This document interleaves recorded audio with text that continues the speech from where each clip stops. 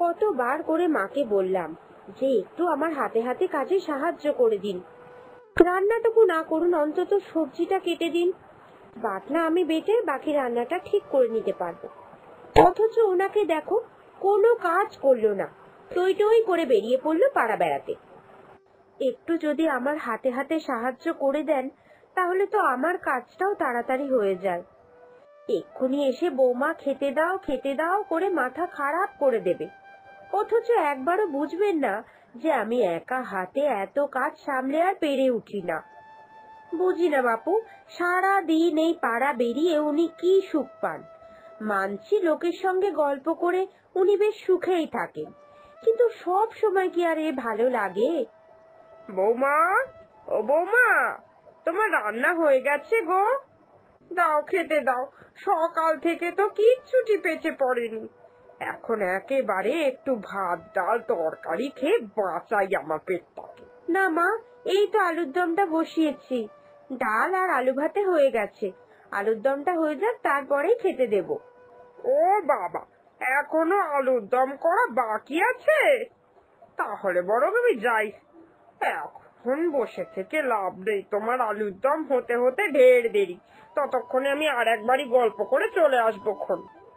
শোনো না, ডাল আলু ভাতে যখন বানিয়েছো তার সঙ্গে একটু ঝুরু ঝুরু করে আলু ভাজা ভেজো তো, আমি খেতে বড্ড ভালোবাসি। এই তো আলুর দমটা ফুটে গেছে, আপনি দেখছেন, এখনই আবার কোথায় যাবেন মা? এখন কোথাও গিয়ে লাভ নেই, সেই তো সকালবেলা বেরিয়েছিলেন, এই দুপুরবেলা বাড়ি ফিরলেন, আবার এসেই বেরোবেন বলছেন। আপনি একটু এখানে বসে জিরোন তো। আর আলু ভাজা খাবেন বললেন তো, হাতে আমার অনেক কাজ দেখছেন তো, বাটনা বাটছি, আপনি বরং আলুগুলো ছাড়িয়ে কুটে দিন, তাহলে খুব তাড়াতাড়ি হয়ে যাবে। ওই তো মাত্র দুটো আলু ছাড়িয়ে একটু ঝুরু ঝুরু করে কেটে দেবে, তার জন্য আবার তোমার আমায় লাগবে? না না, তুমি এতটা কাজ যখন নিজে করতে পেরেছো, এটুকুও নিজে পারবে। আমি বরং যাই, এই ফাঁকতালে একটু কবিতাদের বাড়ি থেকে ঘুরে আসি। কবিতাদের বাড়িতে সকাল থেকে যাওয়া হয়নি গো, তুমি বরং করো কেমন?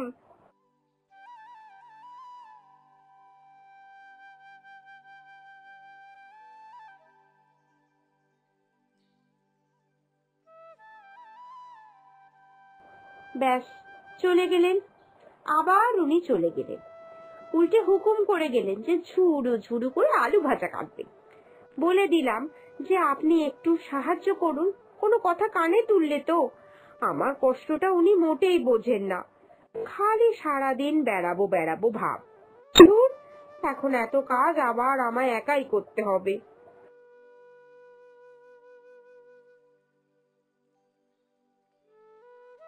মা, খাওয়া দাওয়া তো হলো, এবার অন্তত বাসনগুলো মেজে আমায় একটু সাহায্য করুন।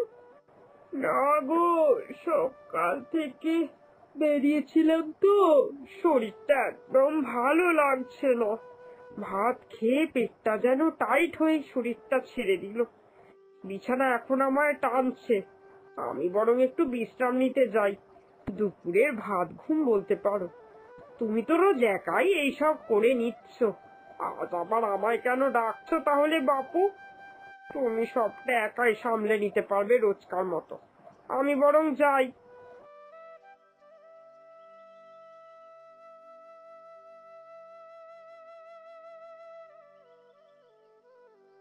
মা, এই তো আজ আপনি বাড়িতেই আছেন, অনেক দিন পর আপনাকে বাড়িতে এইরকম শান্তভাবে পেলাম, না হলে তো কখনো আপনাকে এই খাটের মধ্যে বসে থাকতে দেখতেই পাই না, সব সময় শুধু বাইরে বাইরে ঘুরে বেড়ান। আপনি যখন বাইরে যেতে এতই ভালোবাসেন, তাহলে বরং আজকের বাজারটা আপনি করে নিয়ে আসুন। বৌমা এখন আমায় বাজার করতে পাঠাবে? বাজার করতে গেলে তো শেফালিদের বাড়িতে যেতে দেরি হয়ে যাবে, আমি আবার শেফালির মাকে কথা দিয়েছি দুপুর 12টার মধ্যেই ওর বাড়ি যাব। না না না, বৌমাই বরং যাক, আমি যাব না বাপু আজকে। কি হলো মা, কি ভাবছেন? বাজারের ব্যাগটা দিই তাহলে, আপনি বেরিয়ে পড়ুন। না না, আমি বাজারে যেতে পারবো না গো, শেফালির মাকে কথা দিয়েছি 12টার মধ্যে ওর বাড়ি যাব, তুমি বরং বাজারটা নিজেই করে নাও। আপনি বাইরে যেতে ভালোবাসেন বলে একটা বাইরের কাজ আপনাকে দিলাম, আপনি সেটাও নাকচ করে দিচ্ছেন। কেন, ওর বাড়ি থেকে আধা ঘন্টা পরে গেলে কোনো অসুবিধা আছে? অসুবিধা কিছুই নেই, তবে আমি 12টায় যাব বলেছি কিনা, ও আমার জন্য অপেক্ষা করবে। কথার দাম রাখা উচিত, বুঝেছো? ঘরের কাজ তো সব আমিই করি, বাইরের কাজটুকু অন্তত আপনি করুন। আমি আর একা হাতে ঘর বার কতদিন সামলাবো? আহা, এতদিন তো সামলে এসেছো, তখন তো কোনো অভিযোগ করতে শুনিনি, তাহলে আজ কেন করছো? এতদিন করেছো, তুমি এখনো পারবে। যাও যাও, তুমি করে নাও বরং। এ কি মা, আপনি মাছের দোকানে এইভাবে দাঁড়িয়ে রয়েছেন যে? আমি যখন বললাম আপনাকে আমাদের বাড়ির বাজারটা করে দিতে, তখন তো আপনি এলেন না। এখন আপনি এই মাছের দোকানে কি করছেন? আর বলো না, শেফালির মা তো মাছ একদম সহ্য করতে পারে না। মাছে নাকি ওনার আষ্টে গন্ধ লাগে, অথচ মেয়ে বলেছে কুচো চিংড়ির চপ খাবে। সেই জন্যই আমি একটু আনতে চলে এলাম। মেয়ের আবদার বলে কথা, মা পারে না বলে কি মেয়েটি খাবে না বলো তো? সেই জন্য আমি বাজার করে একেবারে ওদের রান্না করে দিয়ে তারপরে যাব। তুমি তোমার বাজার করতে এসেছিলে তো, বাজারটা সেরে নাও বড়। আমি চলি, হ্যাঁ।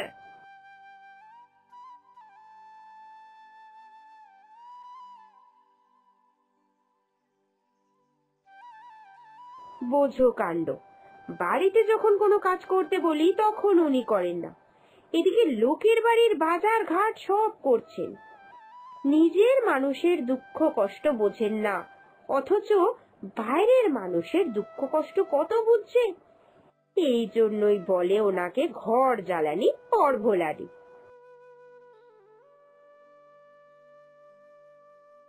কি গো, এখনো তোমার রান্না হয়নি?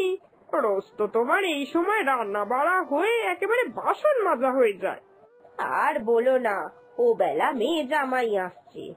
জামাই নাকি আবার গলদা চিংড়ির মালাইকারি, মোচার ঘন্ট, এঁচো চিংড়ি এই সব খেতে চেয়েছে। বলো তো, এসব রান্নায় হ্যাপা আছে না? তাই এই করতে করতে কত বেলা হয়ে গেল। দেখো দেখিনি, এত বেলা হয়ে গেল এসব রান্না করে বাসন মেজে রান্নাঘর পরিষ্কার করা কম কাজ নাকি? ও মা, আজ তোমার মেয়ে জামাই আসবে বুঝি? তাই তো কত কাজ তোমার হাতে। তুমি কি একা সব সামলাতে পারো নাকি ছাই?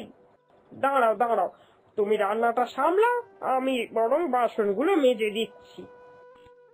দুজনে মিলে ঝটপট করে করলে কাজ আরো বেশি তাড়াতাড়ি হয়ে যাবে, তোমার একার উপর অত ধকল পড়বে না। এসব তুমি কি বলছো? তুমি পাড়া প্রতিবেশী মানুষ, আমার বাড়িতে দুদণ্ড গপ্প করতে আসো, আর তোমায় দিয়ে আমি কিনা আমার বাড়ির বাসন মাজাবো? প্রতিবেশী, এই যে বললে প্রতিবেশী, প্রতিবেশী তো বিপদে আপদেই কাজে লাগে, তাই না? আর তোমরা কি আমার পর নাকি গো? সব সময় তোমাদের সঙ্গে এত মেলামেশা করি। তুমি আজকে একটু সমস্যায় পড়েছো, তাই তোমায় সাহায্য করে দিচ্ছি। এটা আবার অন্যভাবে নিচ্ছ কেন যে আমি তোমার বাড়িতে এসে বাসন মাজার কাজ করছি? এসব কিছু ভেবো না, আমি বরং কাজটা করে দিচ্ছি তোমার।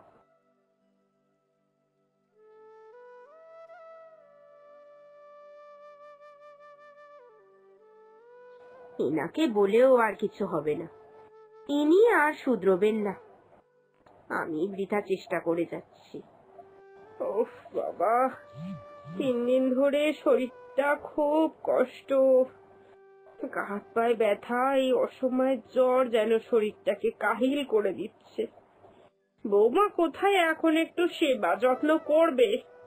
তা নয়, বৌমাও নিজের মতো বসে রয়েছে।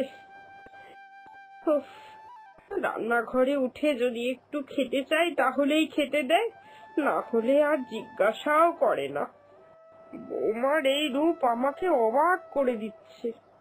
বৌমা এত পাল্টে গেল কি করে? খিদেও এখন জোরদার লেগেছে। যাই, উঠে গিয়ে রান্নাঘরে দেখি, তাহলে বৌমা উঁকিও মারতে আসবে না এই ঘরে। ও বৌমা, বড্ড খিদে পেয়েছে মা, দুটো খেতে দাও। খাবার রাখা রয়েছে, রান্না করে দিয়েছি, আপনি বেড়ে খেয়ে নিন। আর শুনুন মা, খাওয়া হয়ে গেলে নিজের এঁটো বাসনগুলো নিজেই মেজে রাখবেন। আমি কিন্তু কিছু করতে পারবো না আপনার কাজ। এ কি, তুমি আমার সঙ্গে এরকম ব্যবহার করছো কেন? যেই আমি অসুস্থ হলাম অমনি কি তুমি তোমার নিজের রূপটা দেখিয়ে দিলে মা? আমি তো আপনার সঙ্গে খারাপ কিছু করিনি। আপনি আমার সঙ্গে যেমন ব্যবহার করেছেন আমি ঠিক তেমনই ব্যবহার করেছি। আপনাকে যখন আমি একটু আমার হাতে হাতে সাহায্য করে দিতে বলি তখন তো আপনি কিছু করে দেন না। আজ আপনার শরীর খারাপ তাই এখন বলছেন আপনার কাজগুলো আমায় করে দিতে হবে। এতদিন যে পাড়ার লোকের কাজ আপনি করে এসেছেন, কোথায়? আপনি তো এখন অসুস্থ, তারা তো একবারও আপনার দিকে খোঁজ নিতে আসেনি যে আপনি কেমন আছেন, বা আপনার কোনো কাজও করে দিতে আসেননি। অথচ আপনি তাদেরই সব কাজ করে বেড়ান। এখন বুঝুন মা, আমি আপনার কোনো কাজ করব না। বাজার করে রান্না করে দিচ্ছি, এই তো অনেক আপনার জন্য। অন্য কেউ হলে তো তাও করতো না। না না, বৌমা তো এই কথাটা ঠিকই বলেছে। আমি যাদের জন্য নিজের মনে করে এত কিছু করে দিতাম, এই অসুস্থতার সময় তারাই আমার পাশে নেই, একবার খোঁজটুকুও নিতে আসলো না। অথচ বৌমা ওই তো আমার সব কাজগুলো করে দিচ্ছে। না না না, আর বৌমাকে এইভাবে অবহেলা করলে হবে না। সত্যি তো, এই সংসারটা তো আমার নিজের, আমিও তো এই সংসারে রয়েছি, তাহলে কেন বৌমার হাতে হাতে কাজগুলো করে দেব না? আমার অনেক ভুল হয়ে গেছে। এবার থেকে এই সংসারের কাজ বৌমা আর আমি ভাগ করে নেব। পাড়ার লোকের মন ভুলিয়ে লাভ নেই। আগে ঘরকে সামলাই, তারপরে পরকে ভোলাতে যাব।